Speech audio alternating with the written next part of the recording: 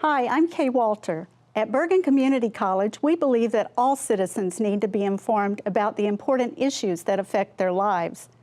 That's why we're proud to support the programming produced by the Caucus Educational Corporation and their partners in public television. This special edition of One-on-One with Steve Adubato is brought to you from the Tisch WNET studios at Lincoln Center.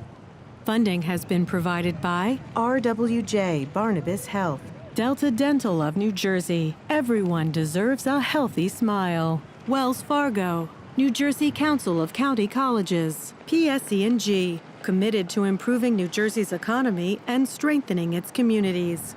JAG Physical Therapy. And by New Jersey Sharing Network, dedicated to saving lives through organ and tissue donation. Promotional support provided by Meadowlands Regional Chamber, building essential connections that drive business growth. And by New Jersey Family Magazine and njfamily.com. This is One-on-One. I'm an equal American just like you are. The jobs of tomorrow are not the jobs of yesterday. Look at this. You got this? Here it is, man. Look at that. Life without dance is boring. When you first heard that they were doing Charlie Rosengale King, didn't you go, what? Do you enjoy talking politics? No. People call me because they feel nobody's paying attention. Our culture, I don't think, has ever been tested the way it's being tested right now. Such a good question. High five.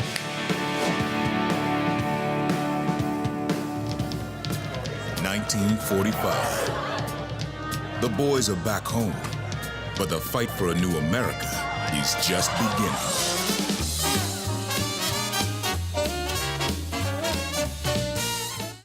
Good stuff. That is from Bandstand. Andy Blankenbeuhler is a Tony Award winner. That was from, what was the thing you did? Little show called Hamilton. Little show called Hamilton, but that was from Bandstand. You are the director and the choreographer of this new musical.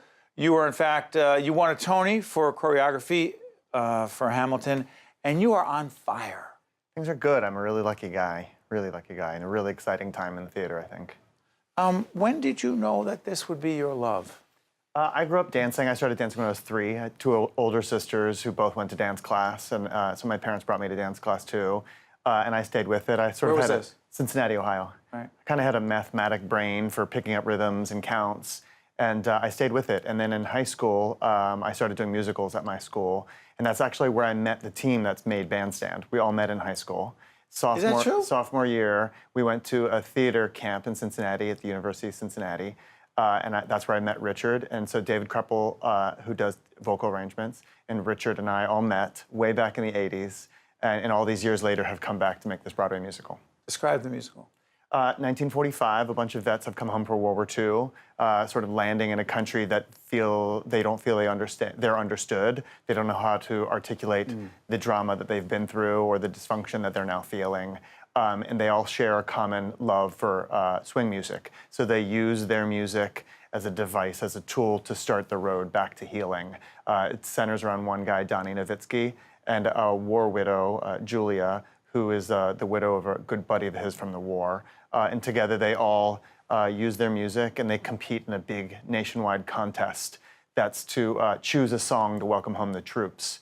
And it doesn't go sort of all as we think it might go. You love period pieces. I love style. I love the authenticity of different styles, different periods. Because?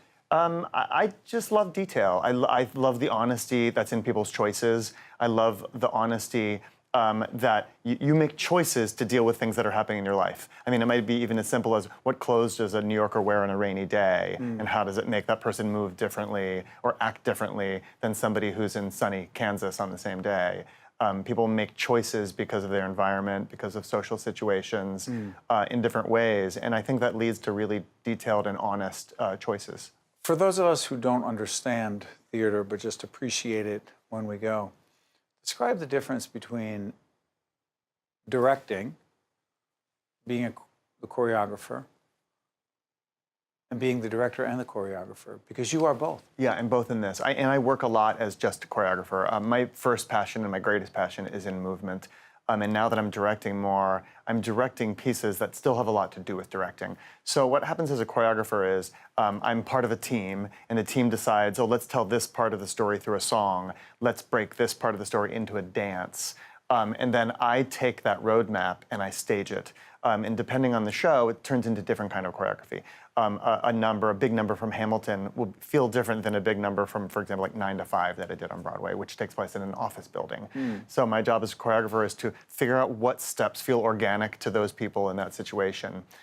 So my primary thing is to translate music into story, physical story. As director, there's a lot more jobs. There's a lot more people to handle.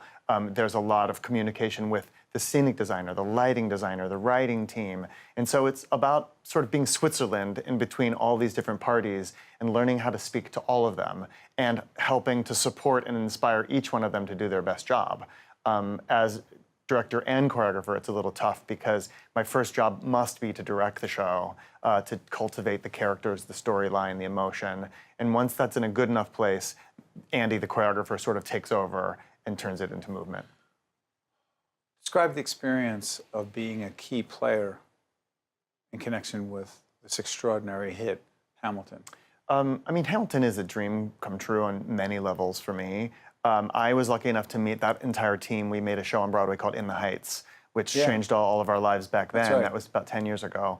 And we became great friends and great collaborators in the arts. And so when Hamilton came around, which was clearly a passion piece for Lin-Manuel, and he was attached to it and was a vessel for something that we didn't understand how he was channeling what he was channeling. The work coming out of him was just so inspired. He and the director, Tommy, just did brilliant work together. And so it came to me in a state that was almost finished in a way. Like I remember I would see readings of Hamilton and I didn't think I was going to have a job. I thought, oh, they're not going to have me choreograph the show because the words themselves are so powerful, you don't need to do anything on top of it. And so when I did start working on it, Tommy, the director, and I would say, we just have to stay out of the way of the words. And we have to not do anything that can distract, because there's like 24,000 words in the show. And so everything about the show always felt magical.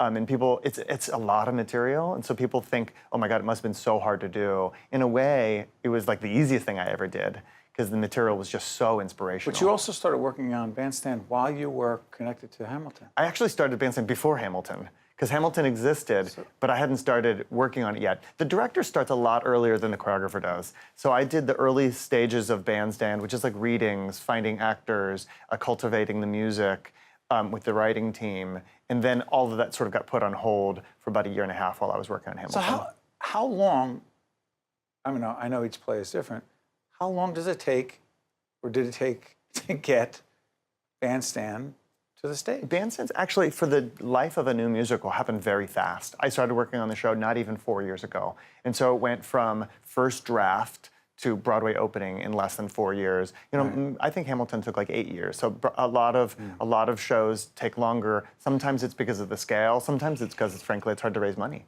for some shows. Oh yeah, money, that's right. We wouldn't know that at PBS.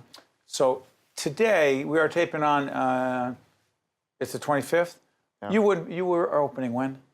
Tomorrow, big day tomorrow. What are you doing here? Well, you know, when the show finally freezes and they say, Andy, you got to walk away, I have this crisis of not having anything to contribute. So I actually love being here because it helps me feel connected to the show, even though I'm not in rehearsal anymore. What's going to be like tomorrow night? What's going to be like? It's going to be amazing. I mean, I'm so excited for the writing team. It's their first show on Broadway. I'm excited for this young cast that's tremendous. They play live jazz on stage. I mean, they're amazing. Yeah. And I'm really excited to bring my family. I have 2 kids, and we'll all be on the red carpet together. Well, the public television family wishes you the best. We don't want you to actually break a leg, but we're going to wish you breaking a leg metaphorically. And I want to remind folks that Bandstand is at the Bernard Jacobs Theater, 242 West 45th Street, right here in the heart of Manhattan.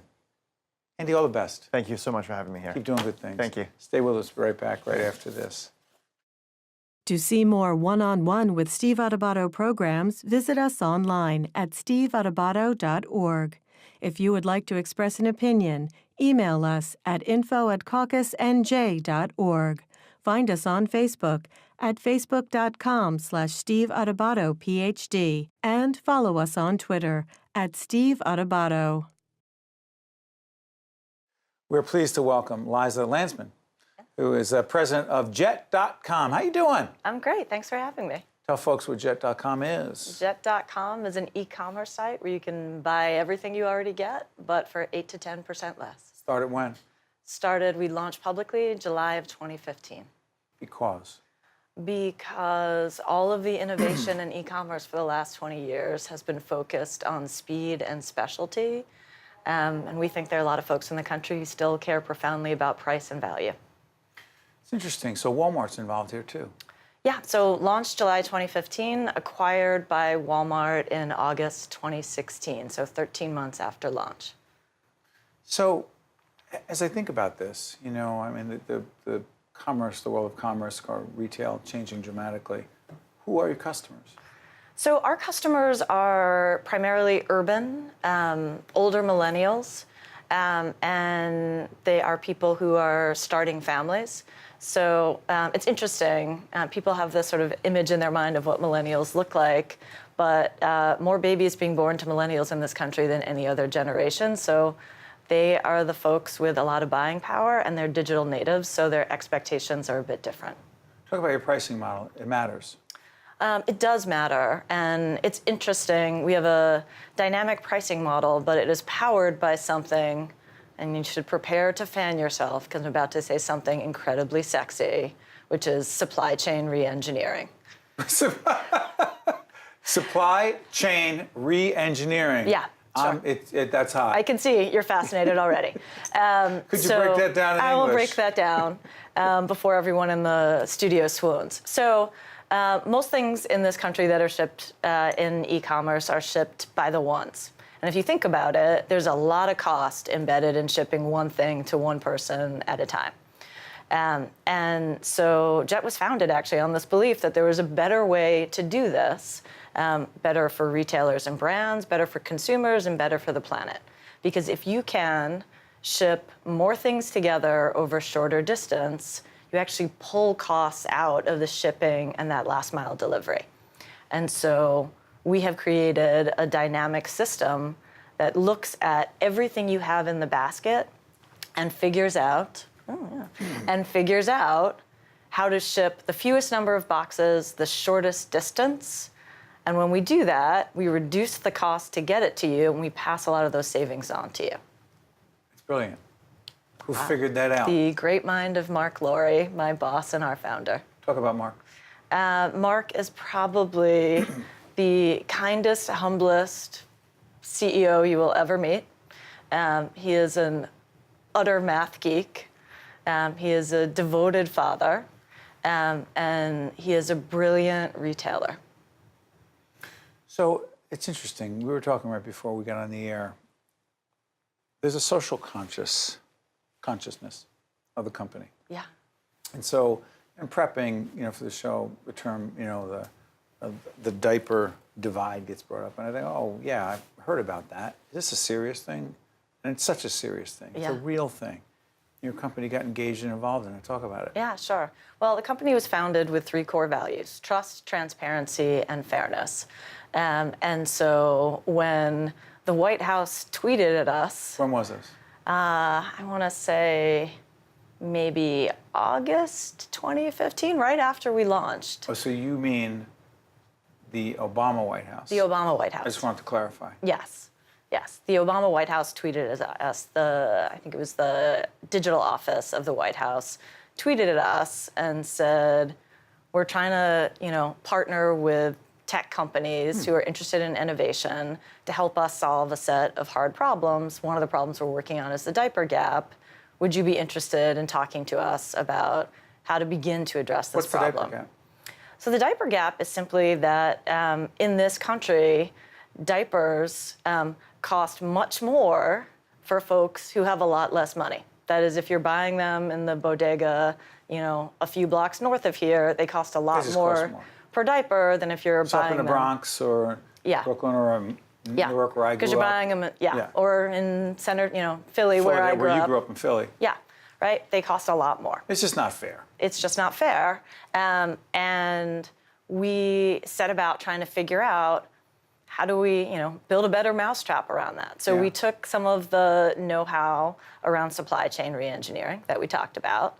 We found a great partner on the manufacturing side, and we said, how do we pull out as many costs from this process as possible? So extra packaging, color on the extra inserts in the cartons. How do we just pull as many costs out of this as we can and still produce a very, very high quality diaper?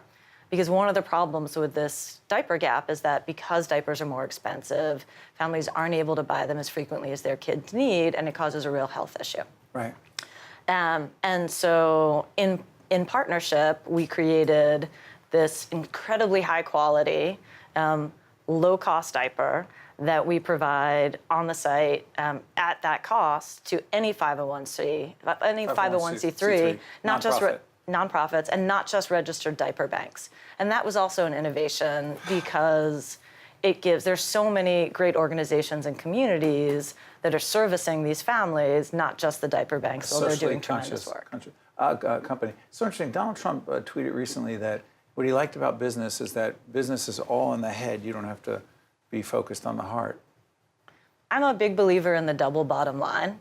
I think you can use your intellect to do great in the community. One of the values we hold most dearly at JET is something that comes through in our hiring, which is there are a lot of really smart, talented people in the world. It is just as easy to find smart, talented people who are good, kind people. But we really have a no-jerk rule in the office. Well, we have a very comparable rule here. We try to live by it. It's a great thing. And you stand out when you're not acting in the appropriate fashion.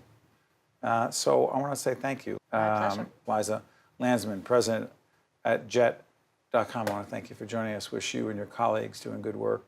Nothing but the best. Thank you so Stay much. right there. Thanks. Be right back right after this. To see more one-on-one with Steve Adubato programs, visit us online at steveadubato.org. If you would like to express an opinion, email us at info@caucusnj.org. Find us on Facebook at facebook.com/Steve Adubato PhD and follow us on Twitter at Steve Adubato.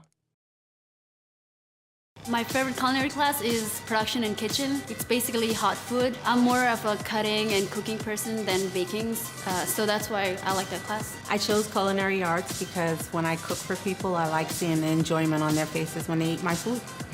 They're diverse, they're affordable, and they're also #1 in the state. 5 years from now, I see myself traveling the world, helping third world countries, as well as feeding the hungry. That's great stuff.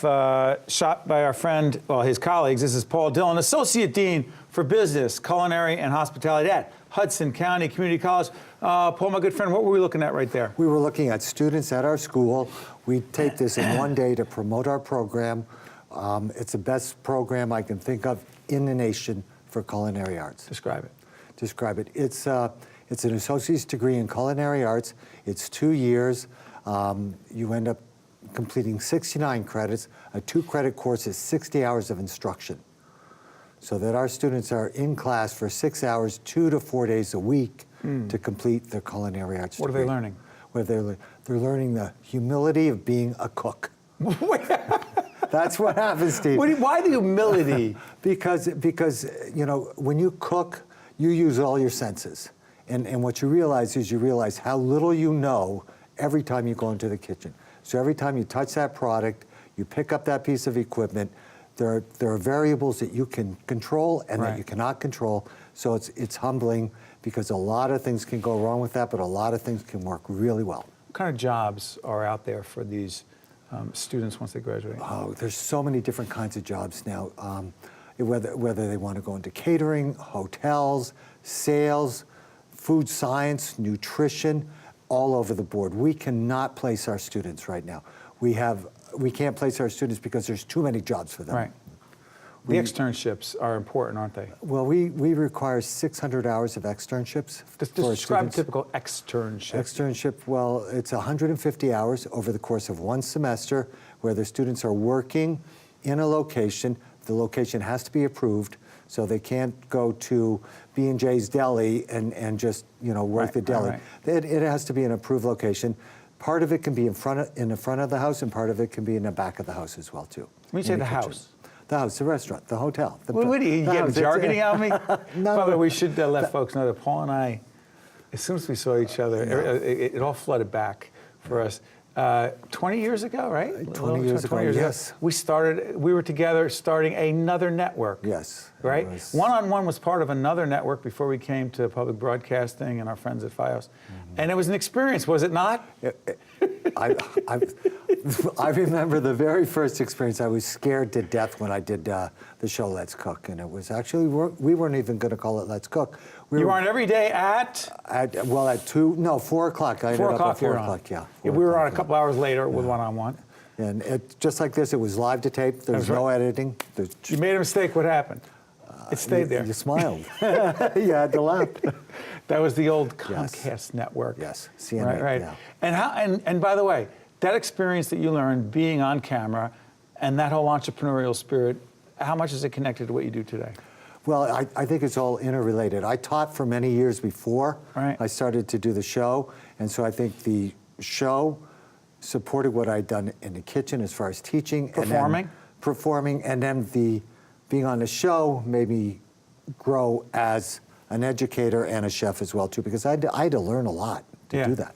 So it was a lot of fun. Let me ask you this, with the students, how much do you teach students about, quote unquote, you and I were talking about this, the business of things? I mean, there's a business of our job here. I mean, we have to run this production company in order to be on the air. But it isn't just being a talented chef, the culinary piece of it, the business side. How do you teach that? Well, there are certain courses that we teach as far as purchasing and sanitation and that, but all of our chef instructors, a lot of them have experience in the field, so they're bringing that experience into the kitchens. So they're talking about when they had their own restaurants or when they were in the kitchen or they worked at that club and how to make money, because it all comes down to the bottom line. In hospitality, culinary students, they're entrepreneurial in nature. Really? Yes. Why do you say that? Because I interview the students, I talk to the students. Unfortunately, I don't get to teach right now because of what I do administratively, but I ask the students, so what's your long-term goal? I want my own place. I want my own place. I want my own place. They don't want to work for anyone else. Some do. But most want their own place. Most want their own place. And that's where the challenge lies, because they have to not only learn the food side of it, but they have to learn the business side of it. By the way, the ratio, the student-teacher ratio, talk about that. 16 to 1. Explain that. Well, for every one instructor, we have a maximum of 16 students in a kitchen class. How does that make, what difference does that make? Well, it makes a big difference because they get the one-on-one, they get... Thank you. You're welcome. A little plug. It matters. Yeah, it does. It really does. And also, they develop a good relationship with that faculty member. So if they're in the kitchen with that person, and 16 is maximum, so you might have 12, 10 students in a class where they're working with that chef one-on-one. It's all hands-on. I use a line for our school, where some culinary schools, you have 2 students to 1 chicken. We have 2 chickens to 1 student. So you're really getting the hands-on skill that you need, so that when you go out into the field, you have the basics, you're able to work, you're able to take direction, and you're able to grow and move forward from that. Real quick, 2 things. One, the student body, how diverse? It's extreme. It's as diverse as Jersey City. It's as diverse as you can. It's as diverse as you can get. So, and that's what makes it exciting, because you're working with all these different students, all these different cultures, all these different age groups, all these different backgrounds. So, and even we're very we're in a city, so a lot of our students don't have those soft skills that they need to be successful. That's part of our curriculum. You mean the interpersonal skills? Yes. How to sit and talk to somebody, how to sit at a dining room table, how to properly eat at a table. We bring that all to the students. How to deal with employee problems. Exactly, yeah. They don't happen, right? Employee problems? No, not at all, not at all. HR issues. Yes. Before I let you out of here, how much do you love, by the way, you lied to me. You said you've been at the college for 33 years. That's a lie. Started there in 1984. 33 years. 33 years. You still love it? Still love it. I still love the school. I'm dedicated to the school, and that's because of our student population. But before we go off, we were ranked number 6 nationally by bestchoiceschools.com just recently in 2016.